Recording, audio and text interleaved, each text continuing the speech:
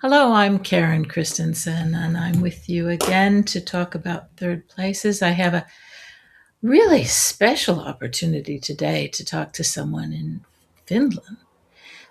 It's just great for us to be able to reach across the world in this way, much as we believe in face to face, and this isn't quite the same. So my guest today is I'm going to introduce him by his first name and ask him to share his name in Finnish because I'm daunted by that. So Antti, welcome to the Thank you so podcast. much. Yeah. And thank you for speaking in English and writing in English. And please give us your name in Finnish, and then tell us a little about yourself and how we got connected here, which is exciting for me. Yeah.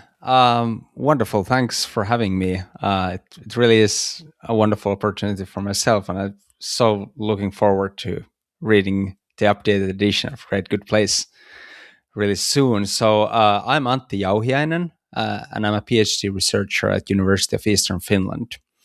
And my PhD research is an ethnographic study of what we in Finland call bar parliaments, which is basically groups of regulars, some of whom have been, sitting in the same place for decades, coming, weekly or almost daily to the very same cafe or bar, sometimes gas station, to meet up and, drink a couple of beers or a couple of cups of coffee and, talk about everything that's going on in their lives and in their communities.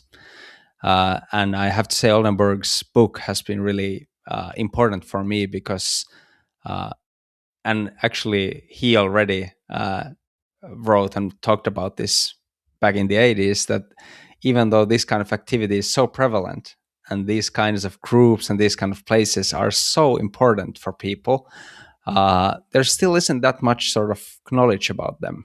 And I noticed this myself when I started doing my research, that it was actually pretty hard to find research and papers What on this topic. inspired you to start studying these places? Well, it's an interesting thing. My concern is about, sort of for obvious reasons in today's world, is about democracy. And I've lived in a welfare state my whole life, and I've actually written a book about welfare states 10 years ago, co-written a book on welfare states 10 years ago or so. And I started thinking about, because one of the ways of doing those kind of books is usually you interview, for example, experts, and you get expert opinions on, for example, the possibilities and future and so on. But sort of gradually, even I think before the first Trump administration, but gradually over the years, I've sort of realized that there is a real concern about the future of our democracies. And on the other hand, I feel that it's important to understand what, creates democracy. And I started thinking about it. And first I was really pessimistic. But then when I, for example, looked around in Finland, I realized there is a lot of people are still doing a lot of stuff, even though it isn't necessarily sort of political per se. But it's something that really sustains their communities and helps them, go about their day-to-day lives, and also gives them optimism and sort of agency and capacity in their communities and in their families and in their day-to-day lives. And one of the things I encountered was these groups of regulars in cafes and bars. And at first I was just thinking that, whoa, this might be really important, and I gotta look up research on it. And there wasn't that much research, especially in Finland, on these kind of groups. And then I sort of started the ball rolling on that one, trying to find out how I could research it. And I've been working as a primary school teacher for over 10 years. So it was sort of a career change in that regard. And I really love being a teacher as well. And I think in my research, it has helped me to connect with a lot of different people as well, because when doing ethnographic research like I've done, it's quite important that you're able to sort of come into different groups and understand the people and really listen to them. Listening Yeah. is a really big part of my Yeah. research. So that's maybe in a nutshell how I ended up here. And so where tell us about where you live and where you first observed these places. Yeah, that's a good one. The funny thing is that now that I've been doing my research, I've done it in a lot of rural areas. But I've lived my whole life in the metropolitan Helsinki, so the capital of Finland. And that's sort of, I'm a city boy in that sense. Um, but I've sort of learned through this research about rural communities, and it's been really enlightening for me.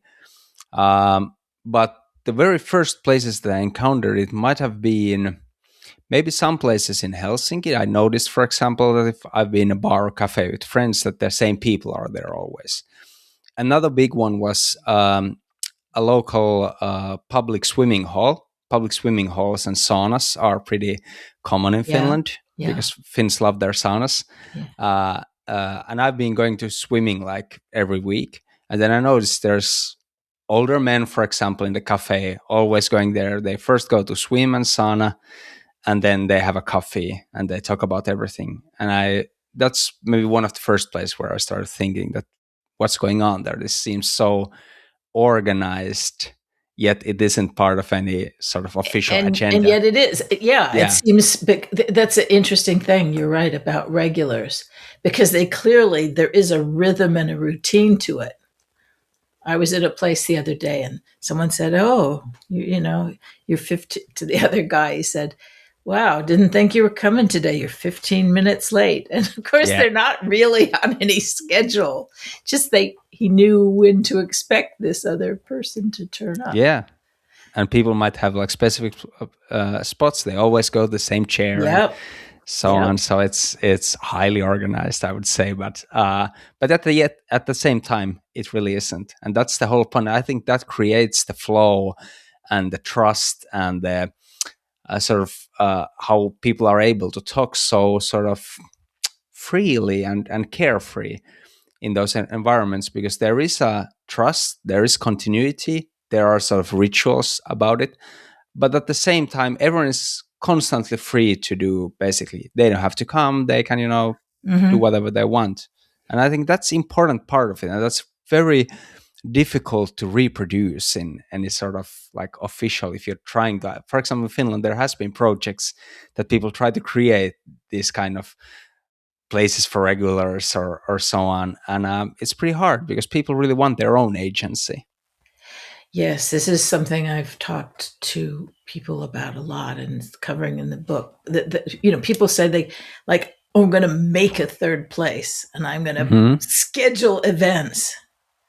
And it's really not the way things work. There's an organic nature to these things that I love. One of the terms Ray Oldenburg used was he talked about the regulars, how they commandeer a space. Yeah. They just they figure it can be such odd places too. We are going to end up talk about gas stations. That definitely. Yeah, Let's talk. yeah, Let's just stick with the bigger picture of Finland, which is a yeah. country we hear about often in terms, very positive terms. In term and in various ways, in terms of its social life. But or I think happiness rankings, it comes Hmm. up, Yeah. and it's certainly come up in after the full scale invasion of Ukraine, the war, that Finland has responded to the potential threat in ways that were really quite really interesting and impressive.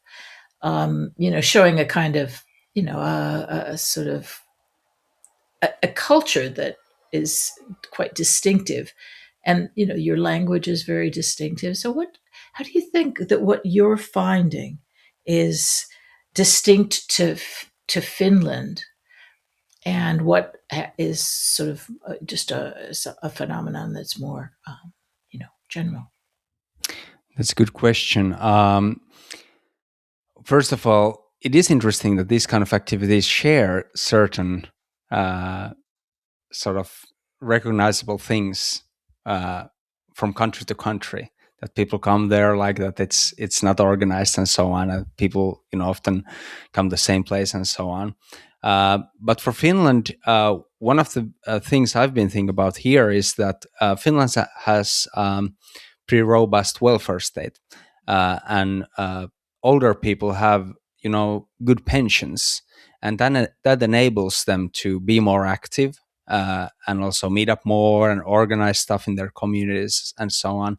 And many of my groups are older people, and I have 5 like main groups in my research that I've been following for hundreds of hours. And it's I'm just sort of so happy for them that it's possible here to do that kind of stuff, and they can enjoy public swimming halls and go to restaurants or theater and so on, because of the pension system we have built. And maybe that's one of the things. Then I think also Finland has, talking as a primary school teacher here, a really nice public school system. And these people growing up, especially older people living up in 60s and 70s, they have really enjoyed sort of what I would call civilized society. They have learned to read books and talk about current issues and so on. And I think that shows up that what these people talk in these groups, and this has maybe been surprising, and I think is a bit different, for example, from some of the research I've seen from United States and rural areas, is that people are pretty Yeah. well informed about politics, and Mhm. and it's a contrast to the kind of stuff that you see online and on social media, and perhaps with younger people as well, is that even though they might be, for example, left leaning or right leaning when you talk about politics, but they aren't as sort of rough or nonsensible. They are actually pretty informed about politics, and the way they approach political issues, at least in my groups, seems to be more sort of even-handed. Maybe it's the social democratic tradition or something like that. But for example, with the changes in the United States, with the sort of right or far right administration of Donald Trump, and with the war in Ukraine, some of even the sort of I was a bit surprised because I was sort of expecting maybe a more what you term polarization or something like that. And it's interesting when you meet up with people face to face, it just doesn't sort of make sense to be so sort of bullish and so angry and so on. I've actually interviewed with some of the people in my research and asked them, but have you had people who were really like angry or and then the people might explain to me, or the people in the group say that, well, if someone comes there every time like really bullish about some political issues, people try to sort of calm them down a bit. That it's we're just having a coffee. You don't have to shout about everything. Um, and I think that speaks, I think, for the benefit of these kind of places. It doesn't mean they are non-political. Of course they aren't. Of course these Yeah. people talk about political issues and have an approach to them and their own sort of morals and values. uh, but I think it differs a lot from what we see in social media, and I was glad. It was a bit surprising to me because I was expecting, based on maybe some of the research from United States and so on, that might be more sort of uh, polarized. Maybe that captures the term, even though as a researcher there Mhm. are problems with that one as too. But Yeah. uh, but I really think what really comes out to me after spending so much time with these groups is that when you're meeting face to face with people, in general, there's so much more than just the current political issue at hand. There's like personal stuff, and then there's like really everyday stuff about if there are changes in the local community, and then there's also even more current stuff might be related to your own community and something that your group can sort of talk about and maybe do something about. And discussions on social media are much more ephemeral and much more sort of high clouded. Well, that's a And Finnish just term, but a yeah, blast of yeah, it was It was funny. I don't use social media a lot, but I put Yeah. something on Facebook, and suddenly there's this bl- blast of kind of pro Trumpy stuff in response from someone I've never heard. I mean, completely random. And this long, long, long tirade, which I didn't bother to read. I just hid. But, you know, I thought I, it, I guess I've isolated myself or insulated myself a little bit by just not doing this. But it it is quite remarkable how completely nuts people can be online. Who probably then, if you met Yeah. them face to face, they Yeah. might be quite mild. Yeah. And Um, when we're meeting face to face, we have systems how to sort of deal with that. But online, and that's one of the reasons I'm sort of because I really hope people would respect research more, because if you really want to talk about those sort of, high-minded questions about society and so on, that's partly why we have research, that we slowly research them and come up with, stuff about them. And I think it's completely different from the kind of stuff we talk about in day-to-day lives. And yeah, online, it becomes this much more heated discussion.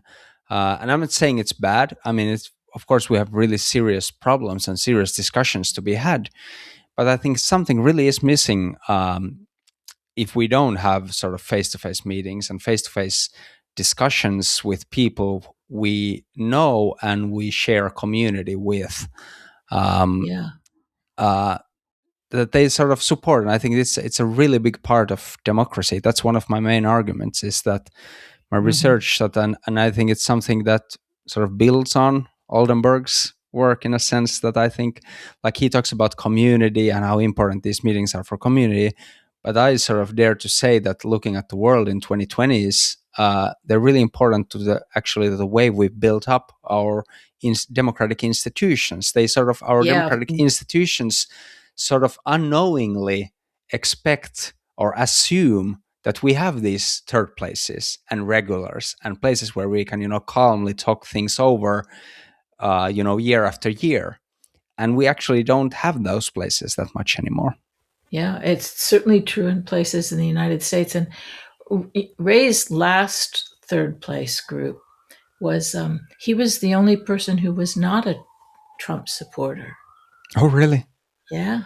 And Yeah. they were some old guys, probably of similar age.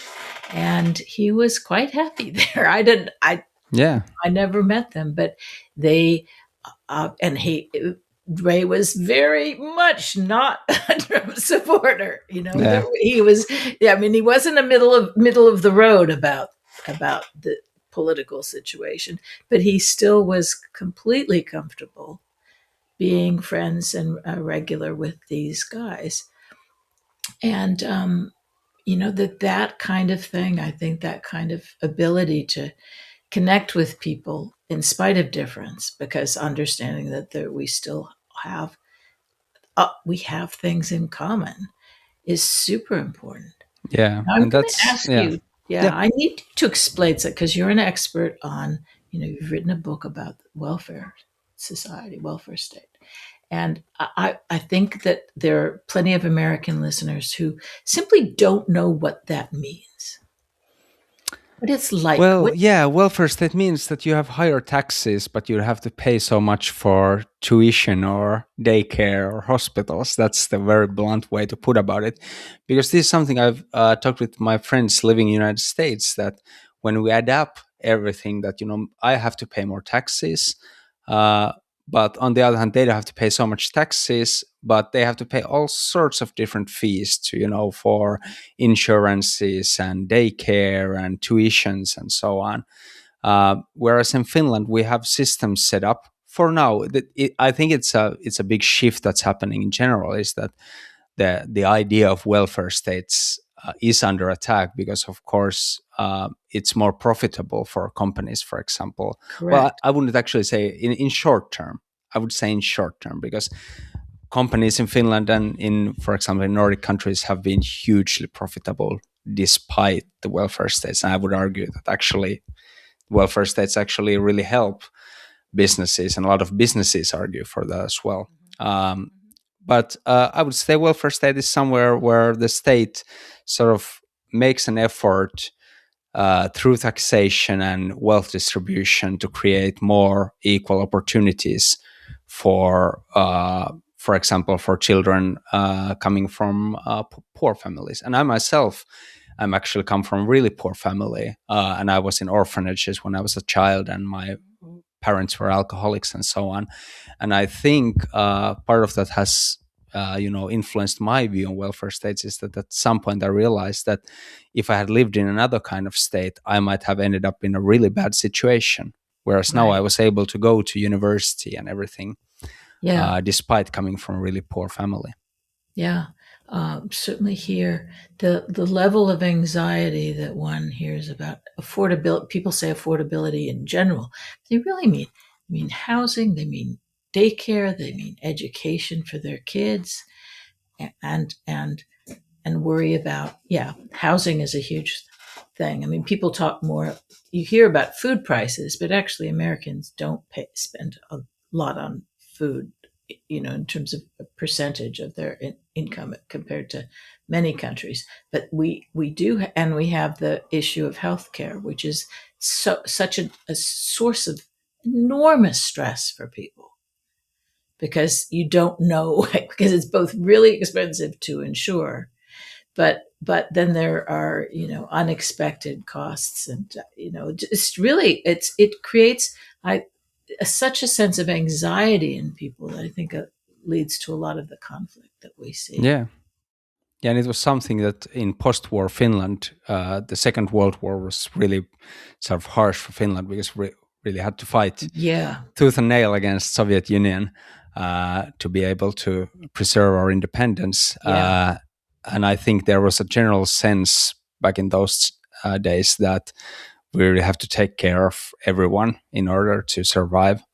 Um, and those are the kind of ideas behind why we build up welfare state. And I think I'm maybe optimistic by nature, but despite these kind of harsh times we're living through, I really think that they might, even in the United States, people might sort of learn over time something from this.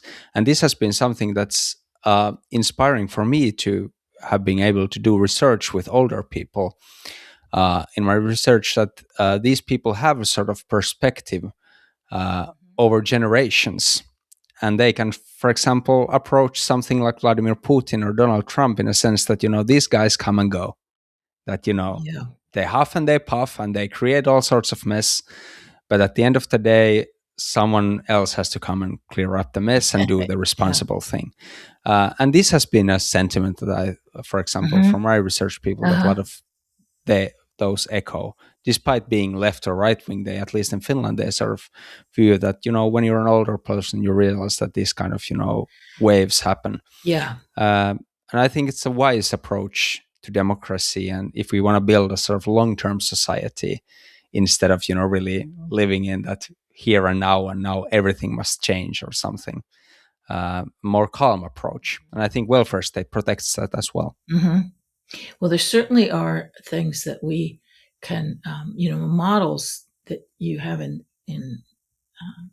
Finland that I think are really important. And one of the things, although Ray and I never talked about sauna in particular, he did bring up he'd heard of geothermal baths in Iceland and wanted me to look at Yeah. that.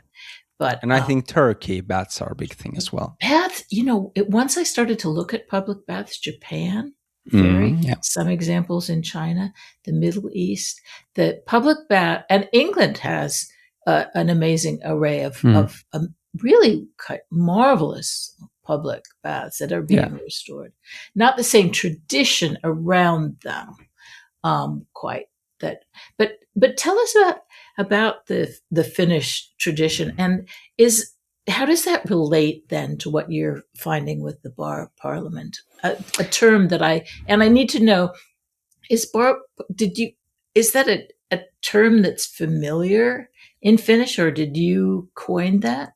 I think You it's know, a it's very it's very familiar in Finland. It's something we use here. It's like it's bar or coffee parliaments.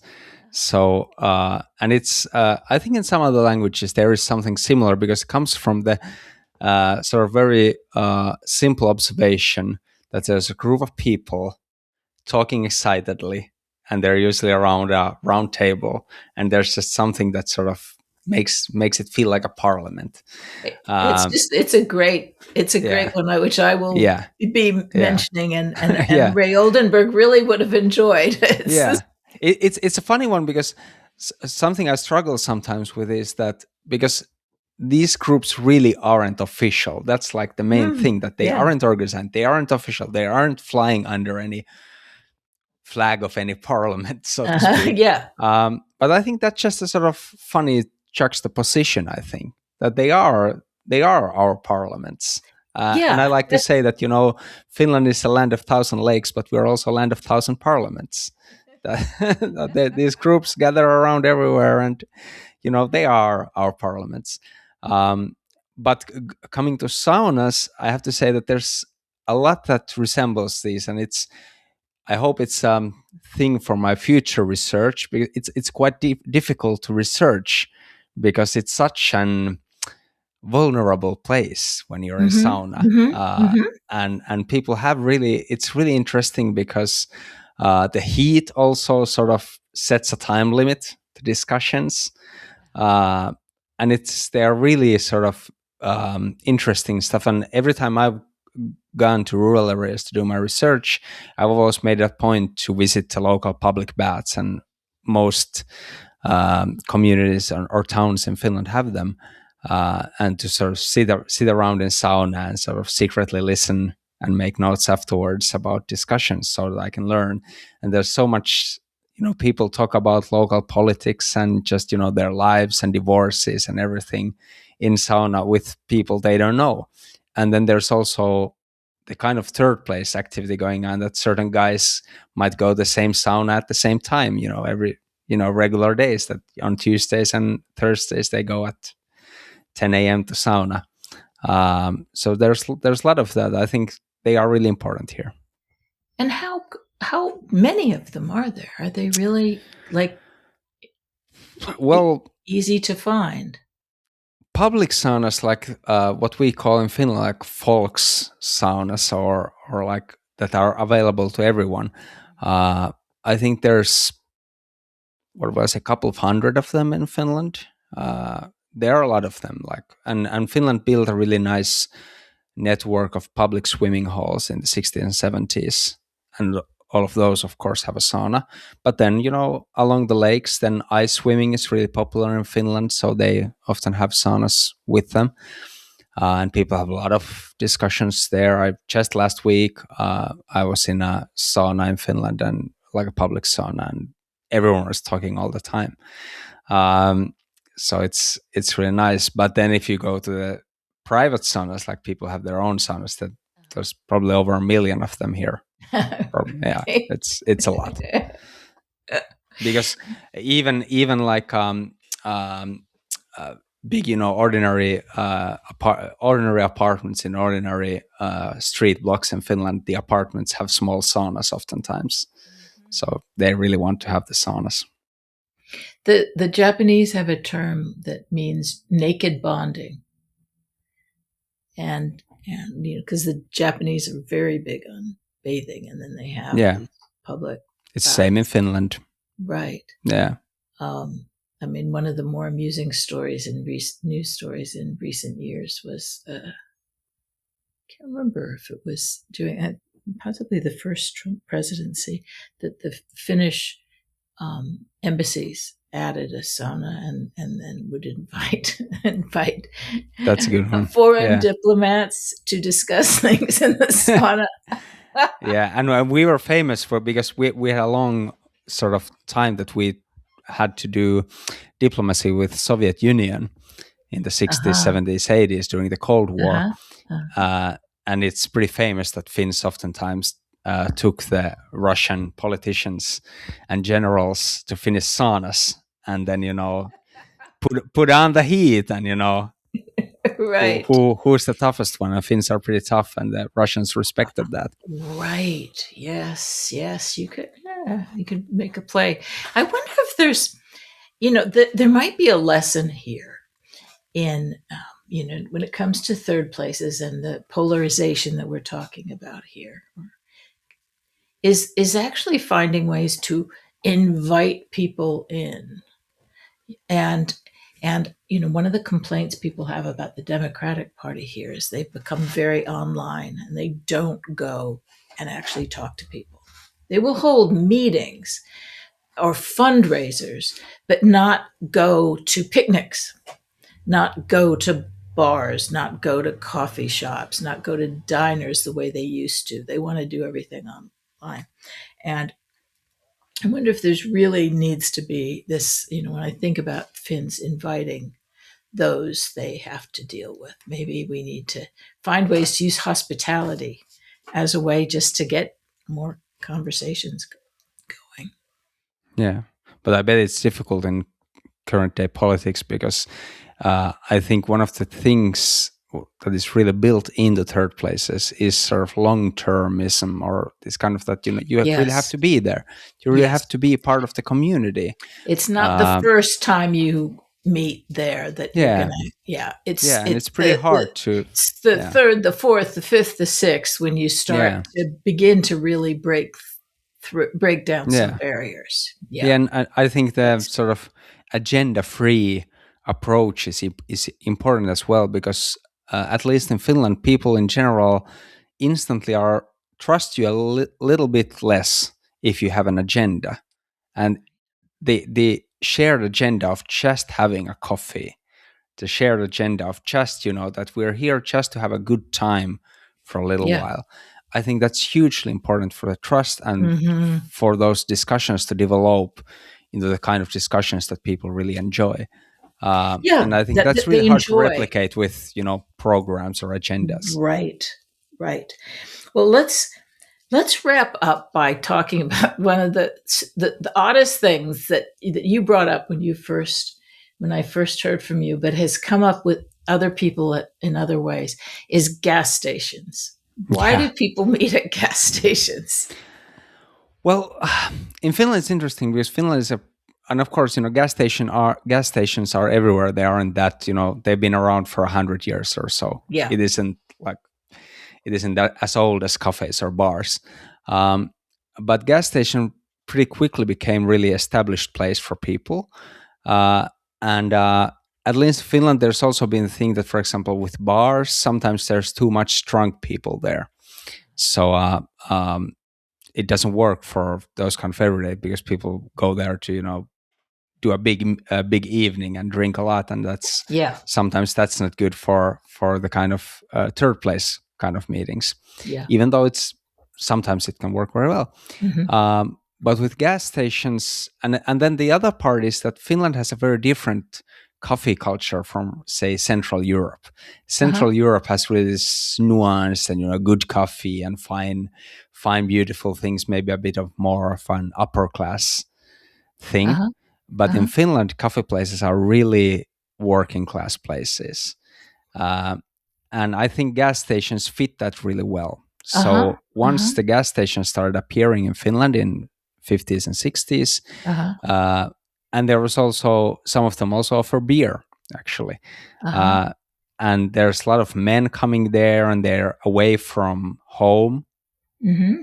and they're also away from work, and it just sort Hmm. of happens to be a really sort of practical place to meet. You fix up a And they little can bit get your coffee. car, They can yeah, get and they can coffee. get coffee there. Yeah, basically every gas station in Finland that isn't fully automated is serving coffee, and drinking coffee at the gas station is like a really big thing here.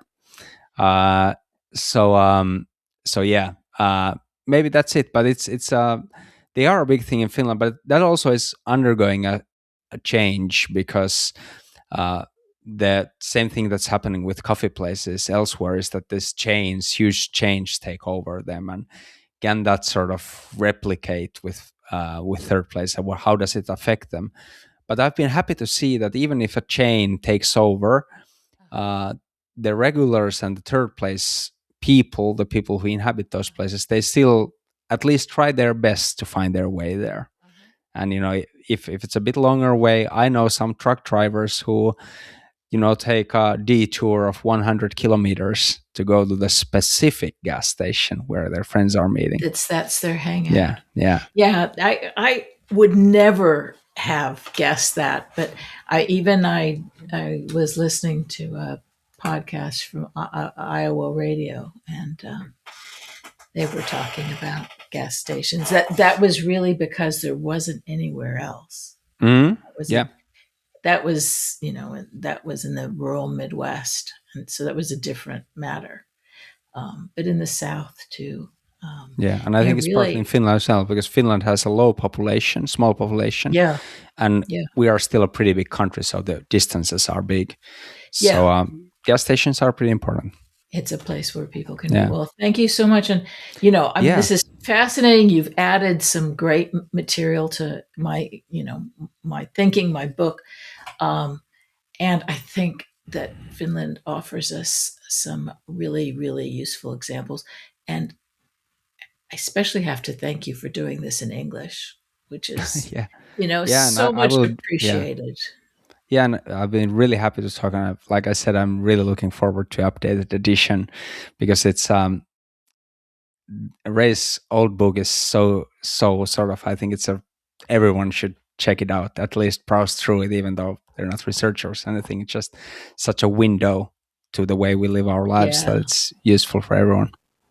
And I will put a link to your current research, and which is in English, or whatever you want to Yeah, give like me to share, so people can look into it more. And I will hope there'll be a chance to visit Finland. I've now heard so much about it from different people. I'm really eager to get yeah, there. yeah, yeah. Please come. Yeah, great. Yeah, All right, thank you. I will yeah, send you a link when we're up and ready to roll, and keep me posted. yeah. We'll stay in Okay. touch. Thank you so much. Great. Thank you. Bye bye. Yeah. Bye.